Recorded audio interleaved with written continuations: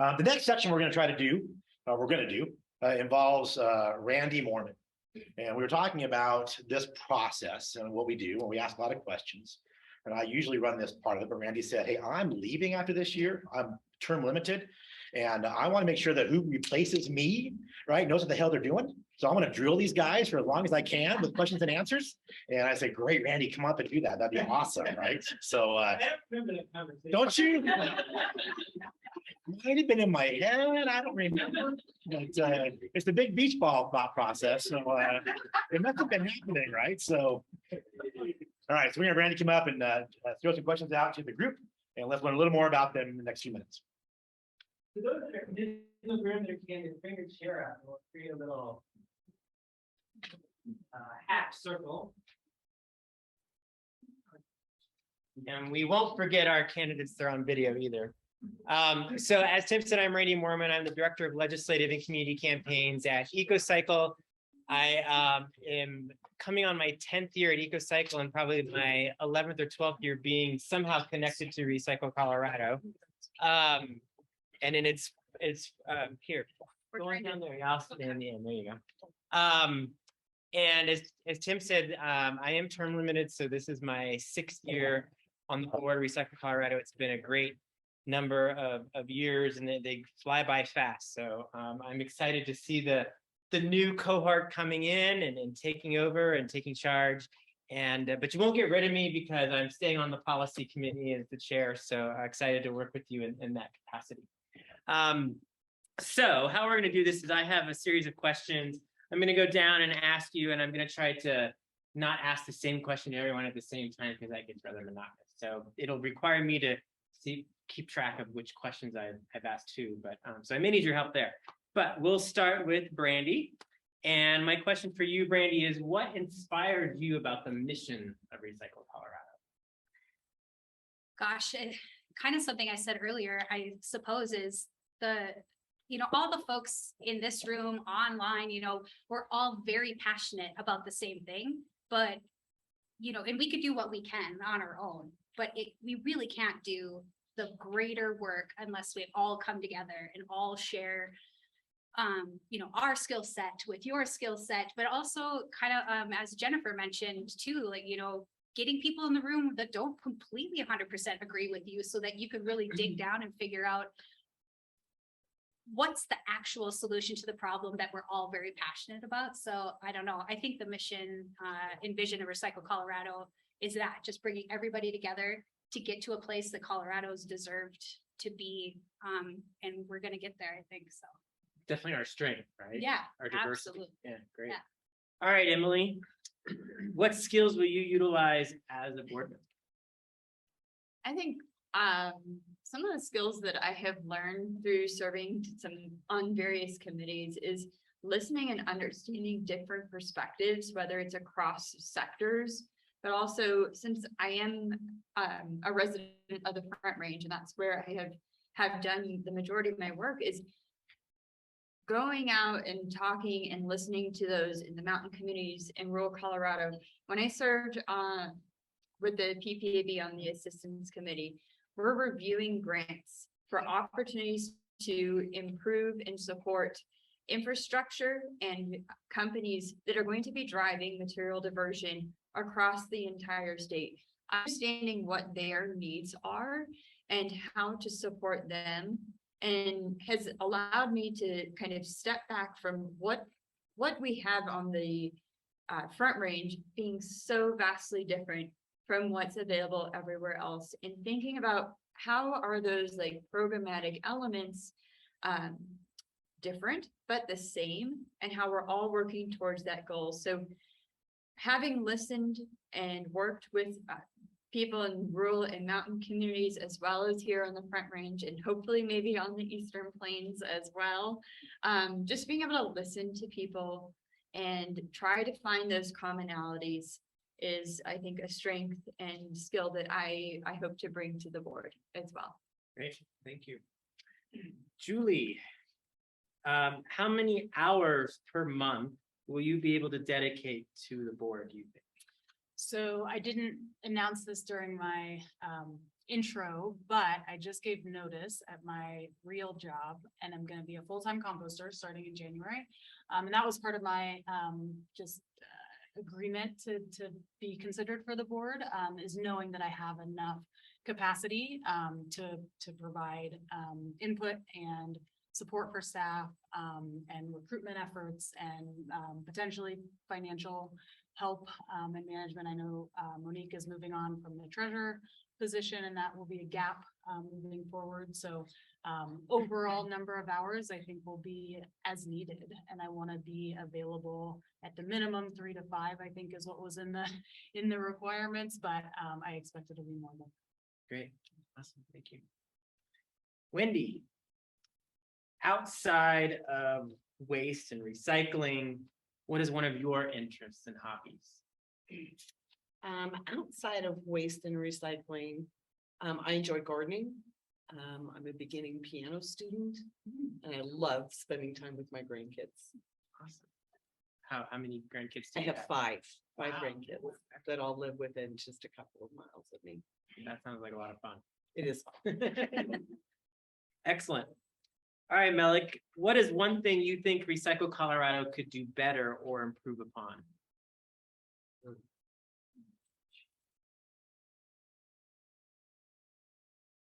question. Well, I definitely think that it's important to, I mean, organization as a whole is wonderful, but I think one thing that we could definitely hear from more of is disproportionately impacted communities would be definitely a big one, considering I think Liz made a great point at the summit this year that there was very few people of color in the room, and that it was mostly white folks. I think that is a huge thing. I also think that there are a lot of potential membership that we are not hitting, as we talked about Eastern Plains, and I just think there are other people in the industry that could probably be at the table, and people that are being impacted. You know, waste impacts everybody. So the ways in which we can bring in other membership and voices, not just membership, because there's a lot of people who are members who are not necessarily speaking in their spaces. So it would be good to hear from them and also, you know, reach out in ways that will diversify the ways in which we take on like stakeholder information.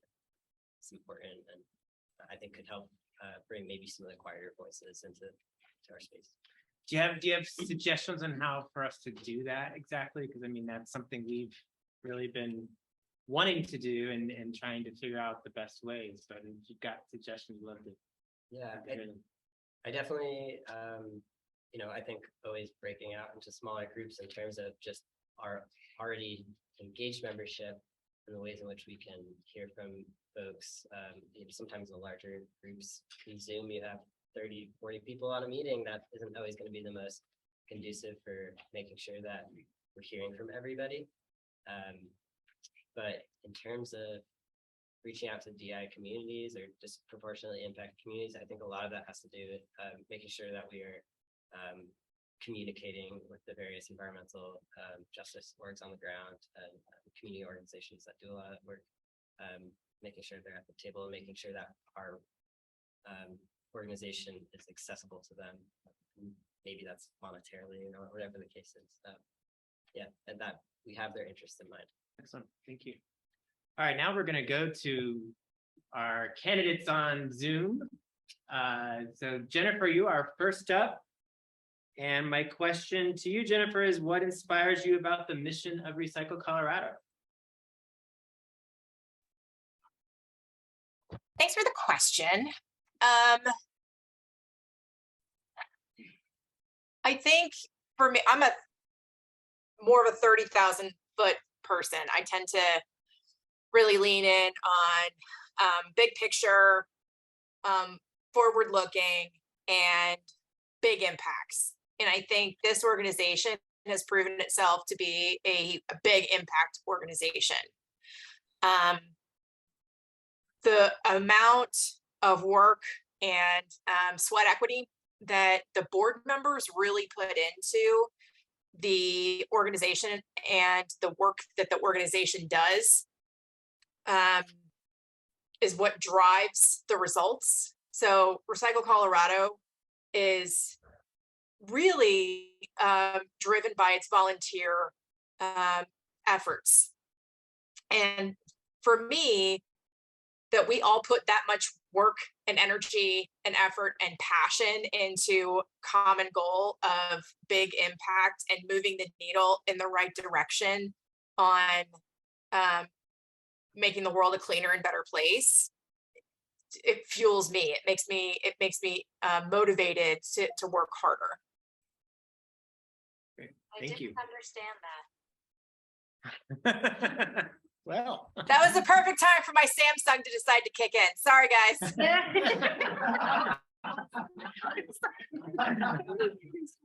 All right, Greenie. My question to you is, what skills will you utilize as a board member? What skills? Well, over the years, I've developed all sorts of skills in the sense of my diversity and how I've lived my life and how I participated in the local communities. Sorry, it's kind of dark here with the back lighting there, but you know, when you get to be elected official, and Randy, I know you know this, is whether this, regardless of what your opinion is, you have to listen.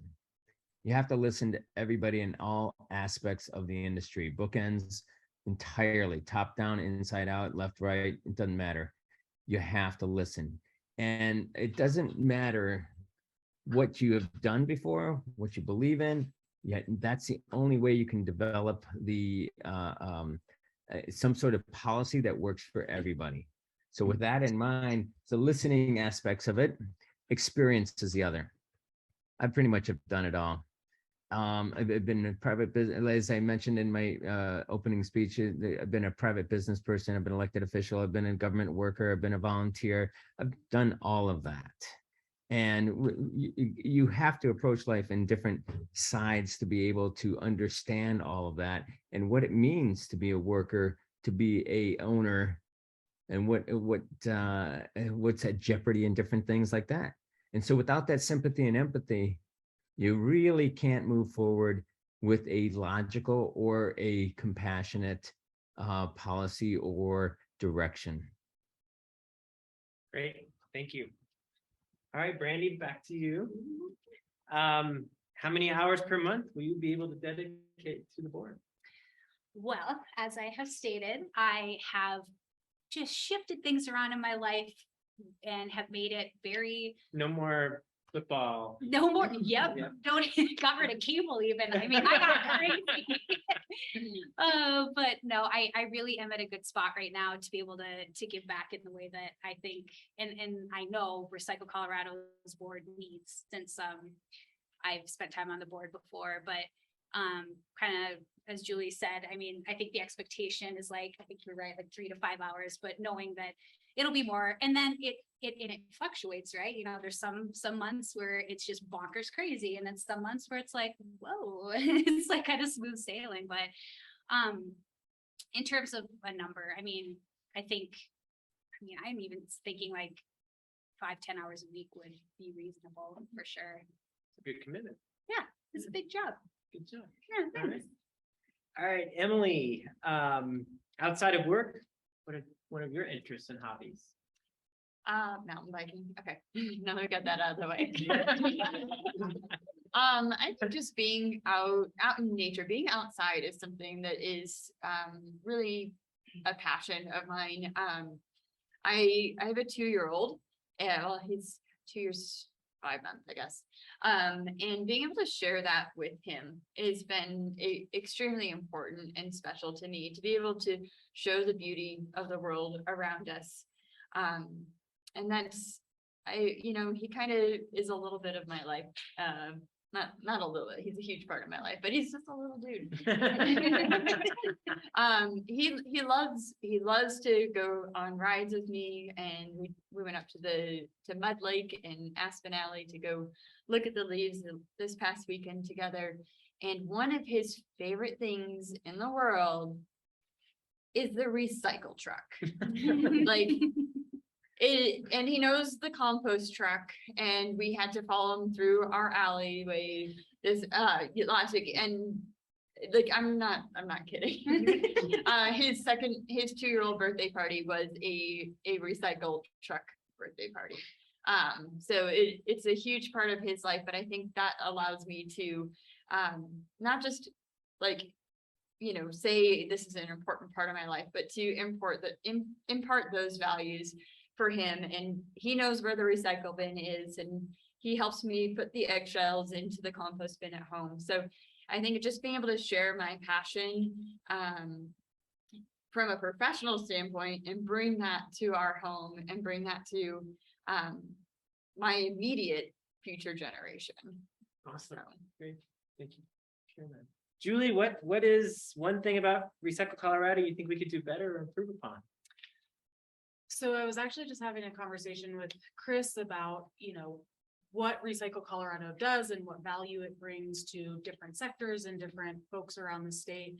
And a lot of what I've seen is the policy work and the great success that Recycle Colorado has had in that realm.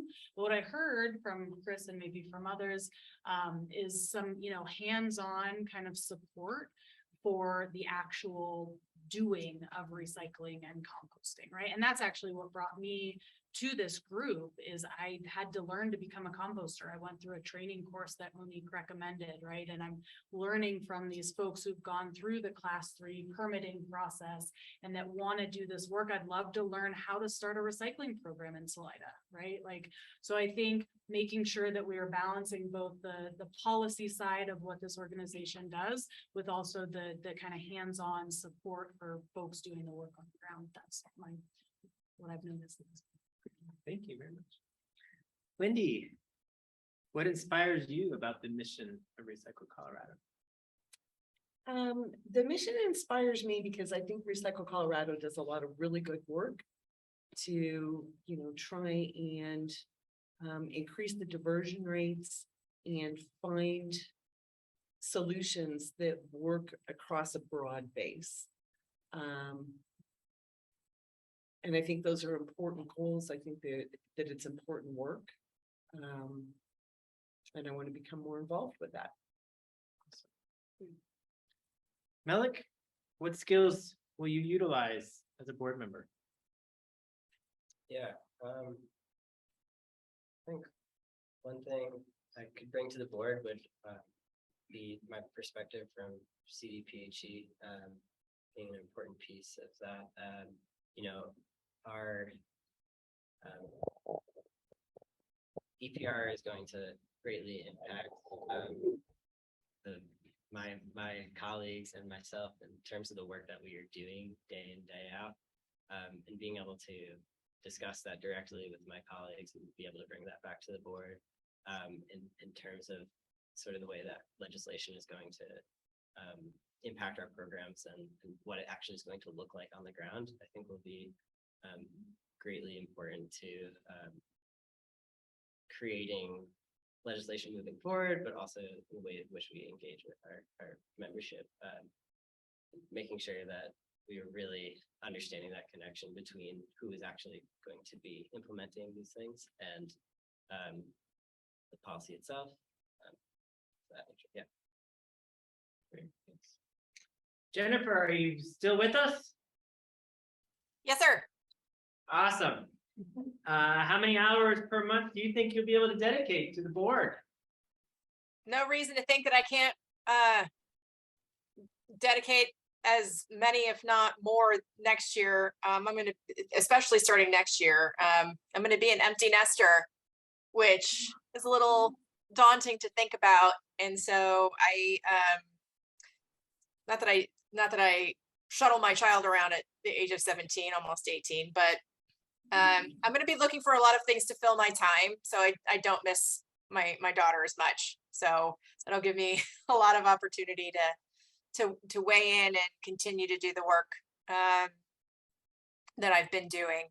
I couldn't count the number of hours that I spend on Recycle Colorado now, and it's not a burden. It's a work of pleasure and honor. So as many hours as it takes.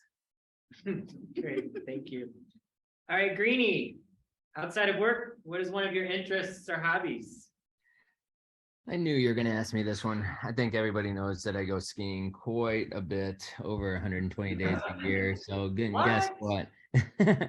But yeah, I mean, it's interesting when when you're out on tour and you're showing other people. And I work with a lot of kids. They're my favorite because they're about my size. And so nevertheless, it's the the whole aspect when you're on touring the high alpine environment and you're moving around on the medium of skis, you get to show them what and why the beauty of what they're riding on is so important and why it is so important to protect it.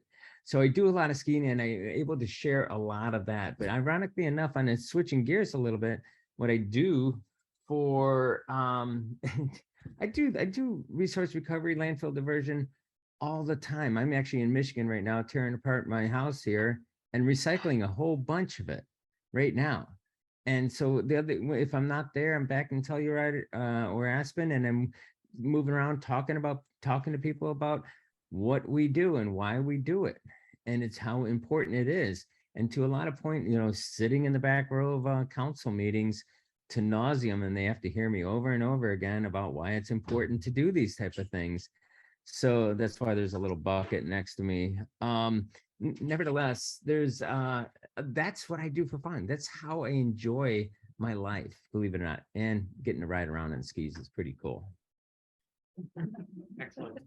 All right, I have one quick question now for everyone. A fast speed round. Is that all right? Is that all right? So I'll tell you what the question is. You get a minute to think about it, and then we're going to do a quick speed round to finish off. But what Netflix or other streaming series are you currently watching? All right, we're going to start backwards, so you don't have to go first. So Greenie, go. What do you mean? What do I watch? I usually fall asleep on the couch. That's what I do. So nevertheless, I usually watch a lot of sports, and weather. I track weather to like crazy. Well, you know the thing about the weather is there's never a rerun on that, so it's pretty easy. But nevertheless, I like Jennifer. being introduced to that.